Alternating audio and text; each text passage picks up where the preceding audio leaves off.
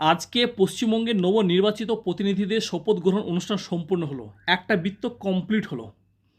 এখন ওরা নির্বাচিত প্রতিনিধি এমএলএ, সকলে ওদেরকে এমএলএ বলে ডাকবে। নিউজটা এটাই যে শুভেন্দু অধিকারী দুটো আসনে জিতেছিল, একটা নন্দীগ্রাম আর একটা হচ্ছে ভবানীপুর। ভবানীপুরের আসনটা উনি ধরে রাখছেন, নন্দীগ্রামটা ছেড়ে দিচ্ছেন। হুমায়ুন কবির দুটো আসনে জিতেছিল, একটা রেজিনগর একটা নওদা। নওদার আসনটা উনি ধরে রাখছেন আর রেজিনগরটা উনি ছেড়ে দিচ্ছেন। উনি মানুষকে বলছে যে ওনার ফিউচার আপনারা সেট করিয়েছেন, একটা বাবরি মসজিদ নিয়ে কোটি কোটি টাকা এনে দিয়েছেন, ওনার আর কিছু দরকার নাই। ওনার সন্তানকে এবার দেন, ওনার সন্তানকে এমএলএ বানিয়ে ওনার ফিউচারটা সেট করে দেন, এটা হুমায়ুন কবির বলছে। আজকে এই নবনির্বাচিত প্রতিনিধিদের মধ্যে দেখা যাচ্ছে কে টিএমসি, কে সিপিএম, কে বিজেপি, কে কংগ্রেস, কোনো কিছু পার্থক্য নাই। সবাই মানে এক জায়গা হয়ে হেসে গেয়ে বেঁচে আছে, কারণ আপনাদের ট্যাক্সের টাকায় তাদের ফিউচার সেট হচ্ছে।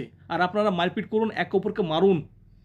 হুমায়ুন কবিরের সন্তানটাকেও আপনারা দেন, ওকে এমএলএ বানান। যদি আপনি এমএলএ না বানান তাহলে পরে আগামী দিনে ছেলেটা কষ্ট হবে। আমি বলছি না, এটা হুমায়ুন কবির নিজে বলছে।